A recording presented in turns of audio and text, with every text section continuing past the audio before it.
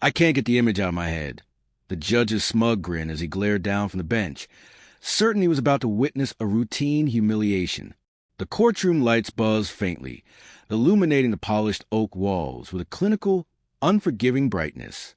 A hush fell over the spectators who had gathered, some for mundane traffic disputes, others for more serious legal entanglements. Most had no idea they were about to witness a moment that would take on the texture of legend in the weeks to come.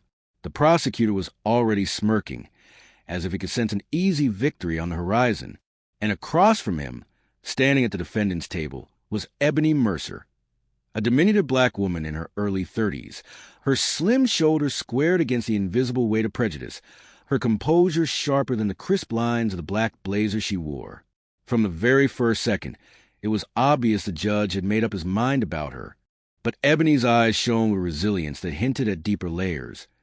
And for the judge, who believed he held absolute power in that room, this would soon become the unraveling of his own self-assurance. The air carried a mix of stale coffee and old books, underscoring the mundane nature of so many daily court proceedings. Ebony's heart hammered beneath her jacket. She fought the urge to fidget, to betray any sign of nerves. She knew the stakes were high, but she also knew something nobody else in the room did. The notion that her fate hung on this hearing was more complicated than anyone could guess. Fear shimmered at the edges of her consciousness, but she held it in check. She'd trained for moments exactly like this, though never under quite these circumstances. The judge glanced over the top of his glasses, his bushy eyebrows raised in disdain. He was the type of man who saw his bench as a perch from which to dole out moral judgments. His black robe was pressed immaculately, but it did nothing to soften the coldness in his gaze. Leaning forward, he gestured dramatically with a gavel. "Ms. Mercer," he intoned, voice echoing across the silent room, "I must admit your request here is unorthodox. I'd like to give you the benefit of the doubt, but given the evidence presented—" He let his voice trail off, inviting everyone to fill in the blanks. Disapproval flickered across his face like a cheap neon sign. At that moment, Ebony felt each pair of eyes in the courtroom settle upon her like weights pressing into her shoulders. It wasn't just a judge's stare that made her stomach twist in knots. It was a hum of assumptions from all corners. Some people in the pews probably thought, "Great, another nobody who thinks she can bend the law." Others might have wondered how a woman who looked so unassuming could end up in a tangle like this. She could almost hear their mental commentary. It was as though her entire existence stood on trial, beyond just the issue at hand. She took a measured breath. She had to be strategic. This was no time for fiery outbursts or raw emotion, though she certainly felt it bubbling beneath the surface. Instead, she let her voice take on a calm, steady timbre that had served her well in countless negotiations that this judge or anyone else here knew nothing about. "Your Honor, with all due respect, the documentation I provided should be sufficient to—" "Should?" the judge interrupted, his tone laced with condescension. He leaned back in his chair, crossing his arms. "Let's be clear here. I decide what is sufficient, not you." Then, in a moment that would later be recounted in hushed whispers, he allowed himself a laugh, a single, dismissive bark of laughter that echoed through the space. The kind of laughter that said, "You are nothing in my world. It's quite extraordinary, Ms. Mercer, that you believe I should indulge these claims." Something in the gallery shifted, as though a collective breath had been sucked from the room. Ebony's posture stiffened. Her past was riddled with instances like these, where gatekeepers of authority had dismissed her, undermined her intellect, and discounted her experiences because of what they saw on the outside. She steadied herself. She could almost hear the voice of her late mother whispering, "Don't stoop to their level, Ebony. Show them who you are. Show them you're unstoppable." It gave her the smallest measure of comfort in a place that felt otherwise devoid of warmth. The prosecutor snickered under his breath, a sound Ebony refused to dignify by turning her head. She kept her chin lifted. "I understand, Your Honor. However, the extenuating circumstances presented in my statement—" "Extenuating?" the judge echoed, theatrically flipping through a stack of papers. "All I see here is a collection of half-baked stories. You claim you've been operating under certain guidelines, but I see no official credentials. No corroborating testimony from recognized authorities. Ebony clenched her jaw. She'd have to handle this carefully. Reaching inside her blazer now would be too abrupt, too showy. She would have to wait for the right moment. She thought about the countless hours she'd poured into her career, the secret she had protected, the mission she had completed for the sake of national security. If only these people knew. A flicker of resentment kindled in her gut. Why was she, so often, the one who had to prove her worth 10 times over? She risked a glance at the court-appointed defender seated next to her. He was a middle-aged man, kind in the eyes, but clearly overwhelmed by the complexity of Ebony's situation. He had no clue how to properly handle the wild twist that might come. He'd suggested Ebony remain silent, that she not escalate. But Ebony knew her own truth. She had been forced into this corner, and now she had to see it through. In the back row, Ebony spotted a curious figure. A man wearing a bland suit and leaning forward just enough to betray keen interest in her. He had been in the hallway when she first arrived, pacing on his cell phone. She sensed his presence more than she saw it, a prickle of awareness that told her he was no ordinary observer. She tried to ignore him, focusing on the moment at hand. If he was who she suspected, there was a bigger game at play here, one that transcended the petty humiliations dished out by this judge. A wave of memories swept over her. She was fresh out of college, recruited for her language skills and analytical mind. The rigorous training, the high-stakes missions, everything had shaped her into a woman who could stand tall in a crisis. But none of that erased the time she'd been talked down to, laughed at, or doubted.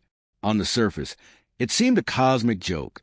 A small, unassuming person like her, roped into perilous international situations. And yet, Ebony had excelled. She had saved lives, dismantled threats, and kept entire communities safe. But the nature of her job demanded secrecy, leaving her with no official accolades, no public recognition. Now, in this courtroom, that secrecy might cost her everything. The judge shifted forward.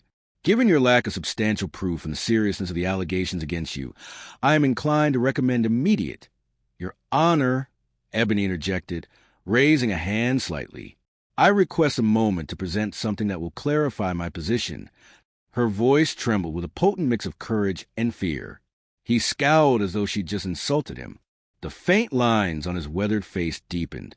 And what, exactly, do you propose to show us? Another piece of improbable evidence. She could see the flicker of curiosity behind his contempt. Perhaps some part of him enjoyed being able to toy with her, to watch her squirm a bit longer. But Ebony was done being toyed with. She took a deep breath and gently reached inside her blazer pocket. The hush that fell over the room was like a vacuum. Even the scratch of a bailiff's pen seemed to freeze.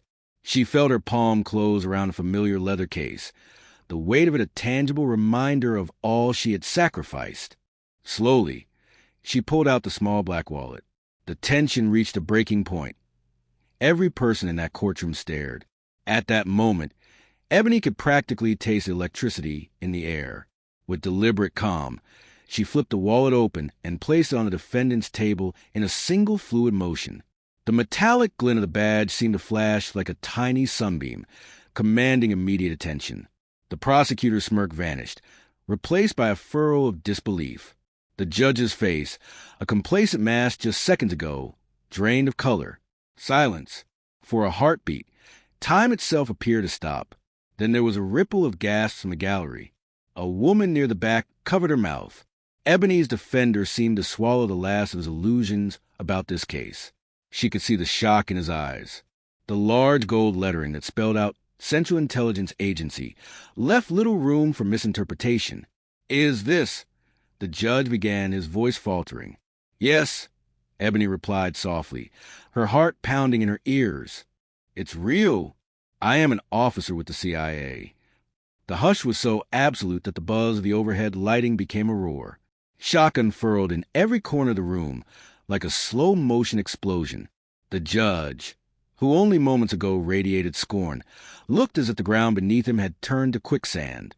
He blinked several times, his mouth working soundlessly as though trying to dislodge a reply that refused to form. Finally, he managed a spluttering, I had no prior knowledge of this. You never disclosed. She waited, letting him catch up to a truth that reversed the power dynamic in an instant. The man in the bland suit at the back of the room shuffled forward in his seat. In Ebony's peripheral vision, she saw him move a hand to a phone in his pocket. She knew that soon, outside this courthouse, calls would be made, higher-ups would be informed. The judge's world was about to collide with a realm he'd barely imagined. In that suspension of time, Ebony replayed her journey. She thought about her father, a man who had hoisted her onto his knee when she was small, telling her about justice, about right and wrong, about the illusions of power. She remembered him teaching her that every system has flaws, and that only by being on the inside could someone hope to fix them. Then came the day her mother passed away in a hospital that provided her substandard care. The day Ebony swore she'd make a difference from the inside out, protecting people, exposing corruption where she found it. And now, unbelievably, here she was, on trial in a small-town court for reasons that the judge and the prosecutor had oversimplified and twisted. They had no idea who they were dealing with. For a moment, Ebony studied the judge's face. The laughter, the dismissiveness, it all died on his lips as a swirl of fear, embarrassment, and confusion took over. She allowed the corners of her mouth to lift just slightly, not a smile of triumph, but of relief. She would prefer a more dignified route. But the situation demanded she defend herself with the only trump card she had. As if a switch had been flipped, the judge composed himself, though his features were still unnaturally pale. "Ms. Mercer, if you are, in fact, who you claim to be, I trust you understand the seriousness of presenting false government identification. This is an extremely grave matter." Ebony inclined her head. "I do, Your Honor." She paused, addressing not just a judge, but the entire courtroom. "And that's precisely why I've waited until now. I was instructed to remain discreet, but the charges against me and the insinuations made left me no choice but to reveal my credentials in this environment. You demanded proof, and now I provided it." The judge nodded, struggling to regain control. "Bailiff, please verify the authenticity of this identification. We need confirmation." Immediately, as the bailiff approached to handle the badge, Ebony felt the tension around her intensify. The room was still pinned beneath a collective astonishment, but Ebony also felt a pang of dread. By showing her credentials in this manner, she had set off a chain reaction that would reverberate beyond these walls. Higher-ups at the agency would likely be furious. Her testimony might open a can of worms, overshadowing entire covert operations. Yet, she had no choice. Her freedom and her integrity were at stake. Soft murmurs trickled through the gallery, many eyes wide in disbelief. The man in the bland suit rose from his seat and quietly slipped out the side door, as if he'd seen enough, or had urgent calls to make. Ebony tracked his departure with a slight turn of her head. Maybe, she reasoned, that was the best outcome. No direct confrontation here, no immediate extraction from the agency. Still, her chest tightened with a swirl of hope and anxiety. She had never felt so exposed. Minutes passed in excruciating stillness. The bailiff disappeared into a back office, presumably to make phone calls, check databases, ensure Ebony's credentials matched up with official records. The judge stared at the space in front of him, tapping a pen against the desk. People coughed, shifted on wooden benches, but no one spoke. Ebony could almost hear their collective hearts beating as they awaited the outcome of this verification. She noticed a bead of sweat rolling down the judge's temple, and in that moment, she saw fear in his eyes. Fear of the unknown, of having just insulted and tried to belittle a woman who now might outrank him in ways he couldn't fully comprehend. She thought of all the times she had to keep her true identity hidden, blending into foreign cities, gathering intelligence with a smile, diffusing tense negotiations in secret. So many illusions and half-truths had become second nature. Yet now, in this unremarkable courtroom, her mask had been forced off, leaving her more vulnerable than any infiltration mission ever had. The stares felt like daggers. Some were awed, others suspicious, and a few downright hostile. Finally, the bailiff returned. He approached the bench with the badge in hand, his face somber. "Your Honor," he said in a hushed tone that everyone could still hear, "I've confirmed Ms. Mercer's identification. It's genuine. He paused, appearing to choose his next words carefully. She's indeed listed as an active CIA officer.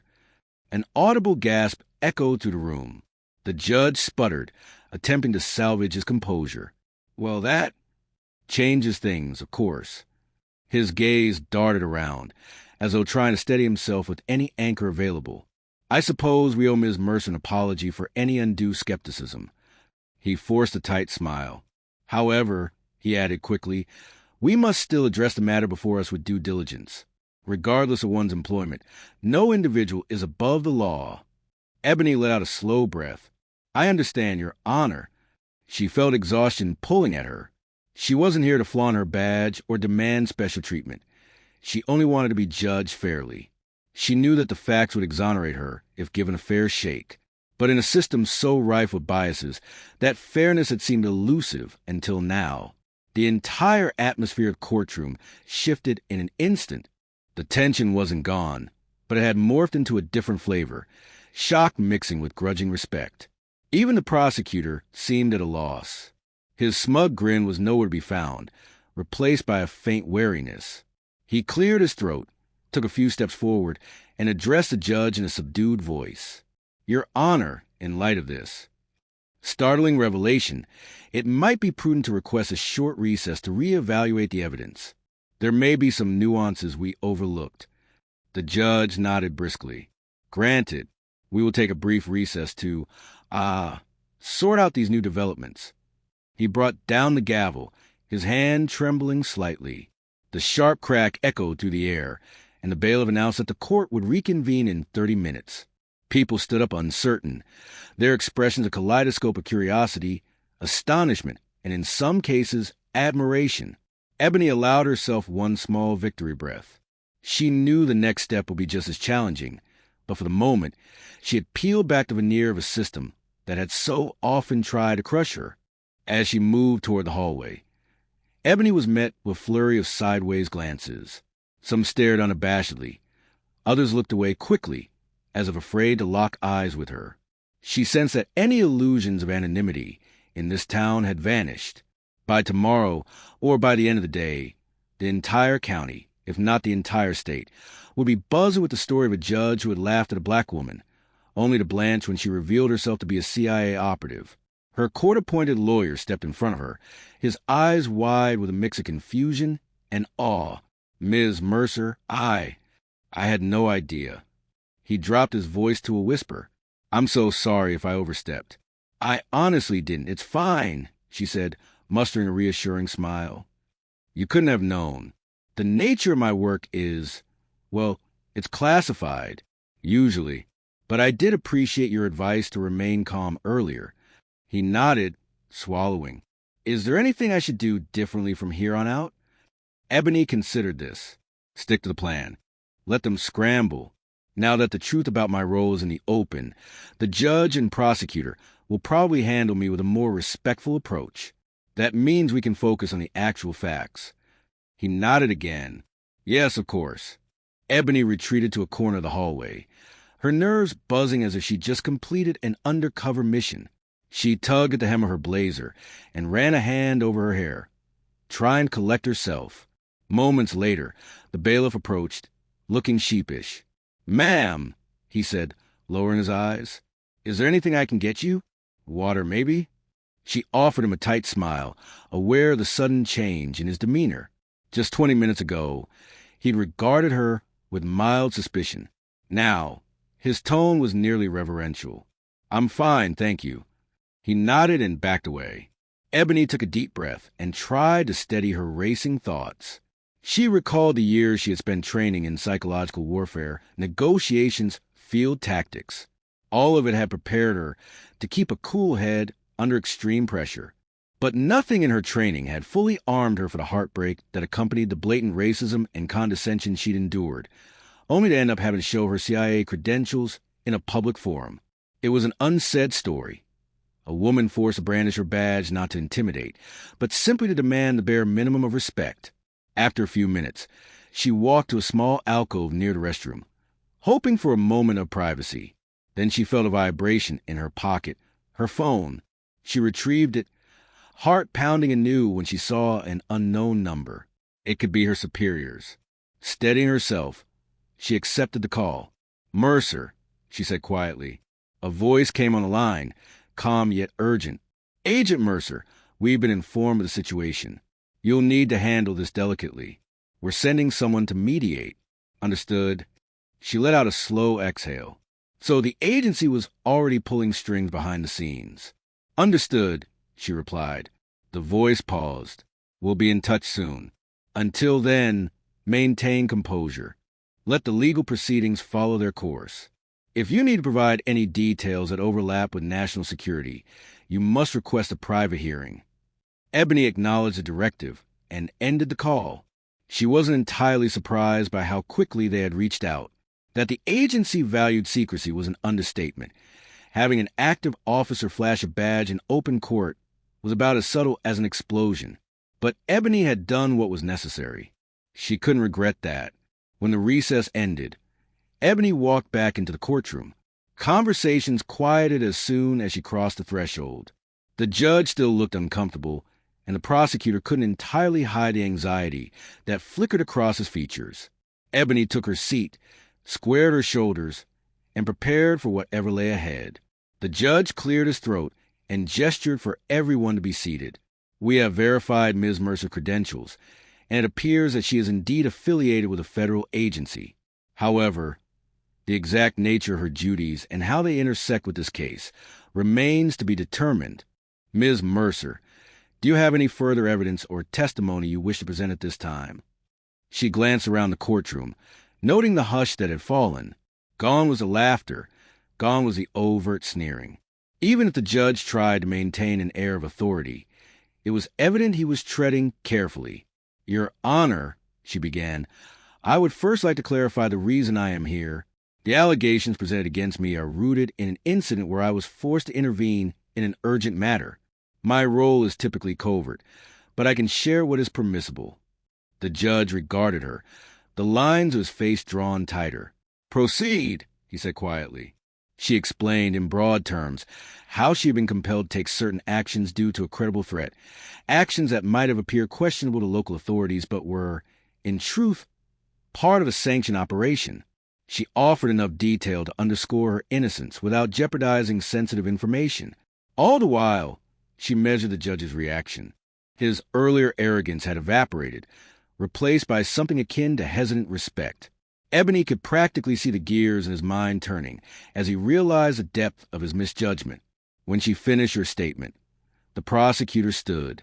He looked unsettled, but tried to maintain some semblance of authority. "Ms. Mercer, while your badge certainly holds weight, we still need to ensure that you haven't overstepped your bounds in a manner that endangers civilians or violates state law." Ebony gave a solemn nod. "Agreed. Sir, that's why I'm asking for a fair review of the evidence. The same evidence that local law enforcement seem to have misconstrued. I will also request a closed hearing if matters of national security arise. I'm not above the law. I'm here to ensure the truth comes to light." A hum of approval ran through some of the bystanders, though they remained cautious. The judge adjusted his spectacles and nodded. "Very well. We will proceed with a thorough review of the evidence. But given this new context, it may be more appropriate for a higher court or federal judiciary to weigh in. I must consult with my peers on the best course of action." He paused, then let out a breath. "I will adjourn this hearing until further notice, while we consider how to handle jurisdiction. Ms. Mercer, you are free to go on your own recognizance, provided you remain available to this court and cooperate with any federal oversight." Ebony felt a wave of relief. "Thank you, Your Honor." The judge raised the gavel, gave it a swift rap, and the hearing ended without further theatrics. The hush in the room persisted even as people began gathering their belongings. Several stared openly at Ebony, their expressions a mix of curiosity and uneasy admiration. One or two watchers offered her polite nods. The prosecutor, who had been so smug at the outset, fled the room with purposeful strides, as if yearning to be anywhere else. Ebony collected her things, careful not to make eye contact with the press or the local reporters who had trickled in once word spread of the commotion. She clutched the CIA badge, now tucked firmly inside her blazer pocket. feeling its weight as she stepped into the corridor. The sudden wave of people and noise outside was overwhelming. Cameras flashed and voices clamored. "Ms. Mercer, why are you here? Can you comment on your CIA position? What exactly happened?" She kept her gaze forward, refusing to be drawn into impromptu interviews. Suddenly, a familiar figure emerged from the throng. The man in the bland suit from earlier. He approached discreetly, leaning in close to her ear so only she could hear. "There's a car waiting for you," he said. "We need to debrief." She recognized him now, one of the agency's liaisons with local government branches. She'd only interacted with him once, years ago. Ebony nodded. "All right," she replied, letting him guide her through a side exit to avoid the main press cluster. Adrenaline still coursed through her veins, and she realized she was trembling slightly. The day had taken a toll, physically and emotionally. When they stepped outside, the sunlight fell harsh against her eyes. A black SUV idled by the curb. The man opened the door for her, and she climbed in, feeling the soft leather seat wrap around her. He slid in beside her and closed the door. They peeled away from the courthouse, leaving behind the swirl of reporters. Ebony's reflection stared back at her from the tinted glass, a reflection of exhaustion, triumph, and raw determination all at once. "You really stirred things up in there," the liaison said quietly. Ebony braced herself for a reprimand. "I had no choice." He didn't reply immediately, just nodded. The higher-ups are, shall we say, concerned, but they also recognize your predicament. Try to lay low until we sort out the jurisdictional specifics. We'll do what we can to smooth the legal waters. He hesitated. "But there's a political aspect to this now. People will talk. You might become a media sensation." Ebony leaned her head against the window, feeling the vibration of the road beneath the tires. "Great," she muttered, the sarcasm weary in her voice. "That's exactly what every covert officer wants, to be in the spotlight." He almost smiled. "We'll make sure it's minimal. Still, you've proven your capabilities to them, and they won't forget it, nor will that judge." Silence settled in the car as they drove. Ebony let her mind wander. For the moment, the immediate threat of unfair prosecution had receded. But her thoughts kept drifting back to the judge's face, that moment of realization when he saw who she truly was. The memory brought a swirl of anger and satisfaction. Anger at the prejudice that forced her to reveal her identity, satisfaction at the shift that revelation caused. He had laughed, dismissing her entirely, only to pale under the glare of truth. When they reached a secure location, an unremarkable office building with tinted windows, Ebony was led inside to a conference room. She spent the rest of the afternoon in a flurry of discussions, phone calls, and clarifications with agency officials. By day's end, she was emotionally drained. The events of that morning played on a loop in her mind. The judge's scoff, her measured unveiling of the CIA badge, the hush that followed like thunder. Word spread quickly. That evening, as Ebony finally collapsed onto the stiff bed of a rented room, she turned on the local news. The story was already making headlines. A sensationalized segment teased, "Judge laughs at black woman, turns pale when she flashes her CIA badge." Ebony sighed as she watched the newscaster recount details that were both accurate and distorted. According to rumor, Ebony was anything from a high-ranking spy to a covert agent operating a clandestine mission in the state.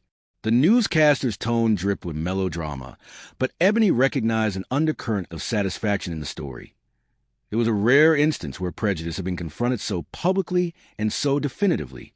In the days that followed, Ebony became a reluctant icon in certain circles. Some lauded her as a hero for standing up to a biased judge, while others criticized her for pulling rank to gain advantage. She tried to keep her head down, focusing on the task the agency assigned her. The case was escalated to federal court, which allowed Ebony more leeway to present classified information under secure conditions. Ultimately, it led to a quiet dismissal of charges, sealed under protective orders to shield Ebony's covert work. Justice was served, though Ebony's personal life and anonymity had been irreversibly shaken. Meanwhile, the judge faced a wave of scrutiny from ethics committees and civil rights groups. His pattern of condescension toward defendants, especially people of color, was thrust into the spotlight. prompting a broader conversation on systemic bias in the judiciary. Overnight, the small-town judge found himself dealing with a crisis of reputation. Reports indicated that he took a leave of absence shortly thereafter. Some said he was grappling with remorse. Others claimed he was simply dodging the heat. For Ebony, the emotional journey didn't end with a legal resolution. She found herself grappling with a swirl of conflicting feelings. Relief at having cleared her name, sorrow at the invasion of her privacy, and a lingering anger that had come to such a dramatic confrontation at all. Late at night, she would curl up in bed, replaying the moment she revealed her badge. Would she do it again if circumstances demanded it? A part of her wished she could have fought, and won without exposing her status, but she knew how stacked the odds had been. Calls and emails poured in from old acquaintances, from activists, from strangers who saw her as a symbol. She responded politely where she could, but mostly she craved a return to the quiet anonymity of her CIA missions. That was her real calling, to protect her country from threats, to operate in the shadows for the greater good. She had never set out to be a headline or a viral sensation. Yet that was exactly what she'd become. One evening, about a month after the hearing, Ebony found herself back in that small town. She needed to finalize some paperwork at the federal courthouse. After the formality was done, she decided to walk through the streets alone. The sun was dipping beneath the horizon, painting the sky with swaths of deep orange and purple. The sidewalks were mostly empty, save for a few patrons outside a diner. As she passed the county courthouse, she couldn't resist a pull of memory. She paused on the steps, looking up at the towering columns that had once felt so oppressive. In the hush of the evening, she almost expected to hear the echo of that single contemptuous laugh, but there was only silence. She closed her eyes, remembering the overwhelming sense of dread she'd felt that day, how the judge had glared at her with cold dismissal, and how she'd summoned every ounce of courage to reveal the truth. She walked up to the heavy wooden doors, locked for the night. Peering through the glass, she saw the dim interior. At that bench, not long ago, she had stood, exposing an identity that few were ever meant to see. Now, only the faint hum of overhead lighting remained, illuminating an empty space. Ebony felt a pang of sadness. Sadness for all the time she had to fight so hard just to be heard. Sadness for a system where she was seen as inferior until she unveiled a symbol of power that demanded respect. Yet, she also felt a stirring of pride. The memory of that stunned, pale-faced judge was a stark reminder that the lines of authority can be redrawn in a moment of revelation. Perhaps that was the lesson she would take from this. Never again would she let someone else's low expectations define her, and never again would she allow prejudice to go unchecked when she had the ability to stand against it. The parking lot was nearly empty behind her, a single street lamp casting a pool of amber light. Ebony turned away from the doors and descended the steps, each footstep echoing in the stillness. She realized that, in a strange way, the event had liberated her. The illusion she'd worn for so many years, of quiet compliance, of living in the shadows, had been stripped away. The world now knew who she was, or at least a part of her, and she could leverage that knowledge for good. In the ensuing weeks, Ebony found herself quietly championing causes for judicial reform, using her influence within certain circles to recommend unbiased training programs, to highlight racial disparities in court proceedings. She did so without fanfare, guiding from behind the scenes. The agency mostly left her to it, not wanting any further public entanglements. She conducted her covert missions with the same determination as before, but now with an added layer of personal resolve. The story of the judge who laughed at the black woman with a CIA badge spread far beyond that sleepy county. It became one of those viral anecdotes people pass around on social media, fueling debates about race, privilege, and the hidden identities we all carry. The irony was not lost on Ebony. Her entire career centered on hiding, blending in, and in the end, it was revealing herself that made the greatest impact. One day, nearly 3 months after the incident, Ebony received a handwritten letter at her temporary address. The envelope bore no return address, and inside, she found a single sheet of paper. The message read, "I was in the courtroom that day. I'll never forget how you stood tall when they tried to tear you down. Thank you for showing us all that power doesn't wear just one face. Thank you for reminding me to never give up, even when the odds are stacked against me. Ebony ran her fingers over the letters, feeling a wave of emotion. She had no idea who sent it. Someone in the gallery, maybe, but it reminded her that, for all the negativity, that day had also planted seeds of courage in others. Maybe it was worth the personal toll. Sometimes a single act of defiance could ripple outward in ways no one could predict. The next time Ebony walked into a courtroom, somewhere else, for another mission, she walked a little taller.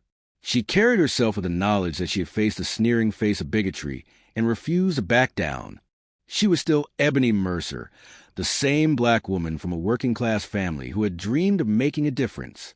She was also Ebony Mercer, CIA officer, sworn to protect her nation. And she was Ebony Mercer, the woman who had stared down a judge's laugh and watched him wilt in the face of her truth. In a closing reflection, she realized the story's greatest power lay in how it illuminated the fragile constructs of authority. A judge, meant to be an impartial arbiter, had made assumptions based on her race and appearance. But as soon as she unveiled a symbol of higher power, the dynamic flipped. The experience revealed a harsh truth. For many, respect and fairness came only when accompanied by a clear signal of status. But Ebony had found a way to transform that ugly reality into a catalyst for change. People wouldn't soon forget the day a sneering judge turned pale with shock, and that was a victory in and of itself. To this day, whispers of the event still weave through legal circles and break-room chats. Some retell it as a fable, others as cautionary tale. Yet at its heart, it remains a testament to resilience, a reminder that, in a single instant, the walls built by ignorance and arrogance can come crashing down. All it takes is the right spark to set that collapse in motion, and Ebony Mercer, unassuming, underestimated, unstoppable, was precisely that spark. She never sought fame or recognition. She simply wanted fairness, a level playing field, and the chance to uphold what she believed in. The irony was that she found it by shattering the veil of secrecy she'd cherished. But perhaps that is a lesson. Sometimes, in order to uphold the truth, we must risk exposing our vulnerabilities. In that exposure, we find an untapped power capable of defying even the most entrenched injustices. And so the story remains, passed from one mouth to another, galvanizing those who hear it to stand for what's right, no matter who tries to laugh them out of the room.